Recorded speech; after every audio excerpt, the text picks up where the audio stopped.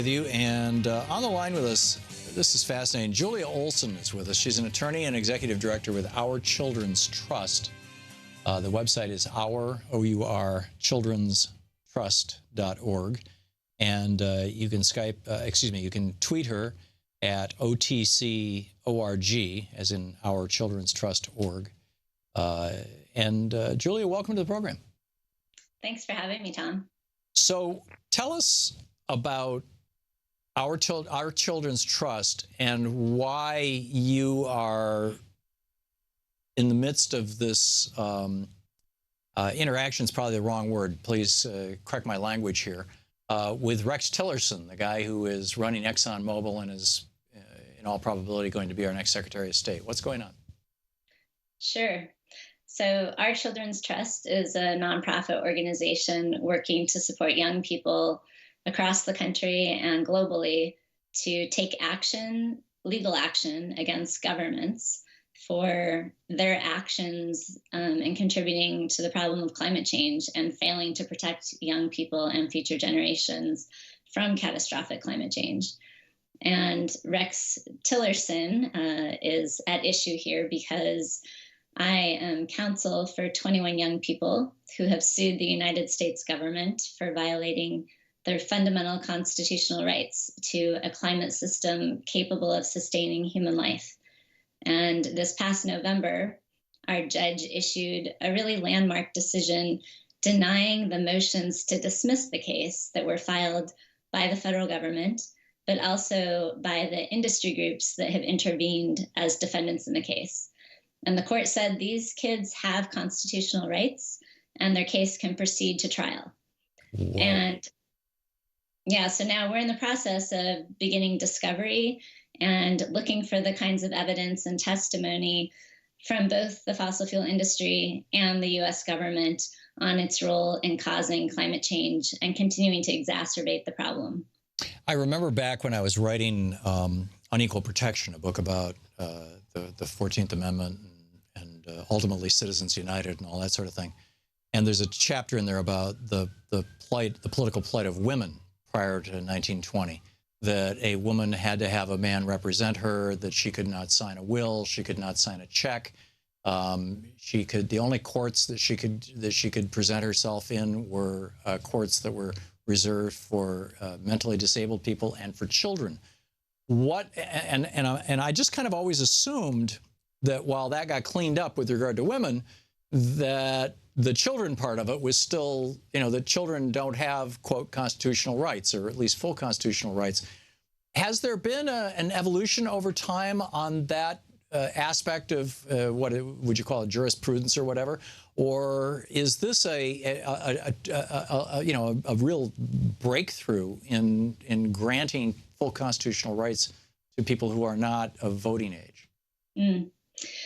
Well, if you look back during the civil rights era at the desegregation cases, and a lot of constitutional cases, actually, like think of Title IX cases, a lot of these are led by young people or parents of children trying to protect their children's constitutional rights.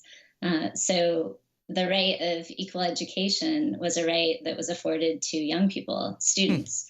Right.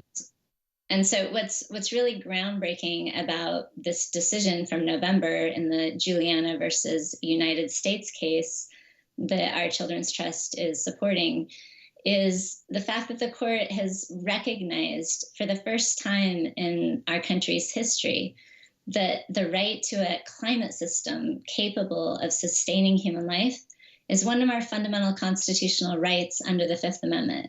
It's a liberty that can't be destroyed by government. So are you arguing that ExxonMobil in destroying the environment is participating in an unconstitutional taking? Well, that's an interesting way to think about it. Actually, these intervener defendants, which are American Petroleum Institute, the National Association of Manufacturers, and the American Fuel and Petrochemical Manufacturers, they asked to become defendants in this case. And they represent groups, organizations like ExxonMobil. And so they're fully in this case as defendants. They've asked to be defendants, and we're treating them as defendants. As corporate persons. Yeah, they're working hand in hand with the US government to keep a fossil fuel based energy system in place. And they've been doing so for decades. And what's interesting is, there's a lot of information out in the world now, thanks to the Columbia School of Journalism and other researchers, that ExxonMobil and other industry groups have known for decades, for at least 4 or 5 decades, of the risk of climate change. Well, the US government has known even longer. And that knowledge was shared between the two. We have evidence going back to the 1950s that the US government essentially knew enough about climate change to know that we needed to transition off of fossil fuels. Right. And chose not to for a variety of reasons. Right. Correct my recollection here. It seems like James Hansen, he wrote a book to his granddaughter about, climate change and what's coming down the road. And I thought I remembered that she was involved in litigation. Is she part of this process?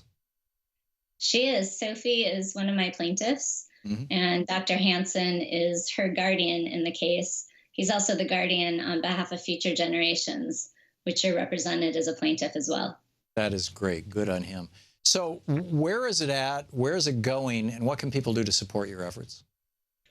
Yeah, so we're in a really busy, exciting time right now. We have the green light to go to trial. The court has said that it wants to see a trial in this case by summer or fall of 2017, so this year. And we're full on doing discovery. The notice that we will take Rex Tillerson's deposition is part of our discovery effort to uncover all of the evidence we need to win the case. And what people can do to support us is to go to ourchildrenstrust.org and sign up to get our updates, donate. This trial is going to be very expensive, so we need all the support we can get to win this case against the United States and the fossil fuel industry, and lead the way to real climate recovery. Wow. What specifically are you asking for? What the 21 Youth seek is a comprehensive national plan that would actually, when implemented, reduce our greenhouse gas emissions and our carbon dioxide emissions at levels that scientists say are necessary to preserve the climate system and to protect our oceans from acidification. Well, that's essentially negative emissions now, isn't it? Well, it does require a lot of reforestation and carbon sequestration and protecting soils, but it also requires, immediately very steep cuts in emissions that all of our experts, our technical experts and economists say are very possible if we start now. Yeah. It's affordable, it's possible, it's necessary. There just hasn't been political will to do it. Well, hopefully you can help provide that. Julia Olson, you're doing extraordinary work. Attorney and Executive Director of Our Children's Trust. OurChildren'sTrust.org is the website. And Julia, thanks so much for being with us today. Thank you, Tom. Keep up the great work. I wish you the very best. We'll be back in just a moment.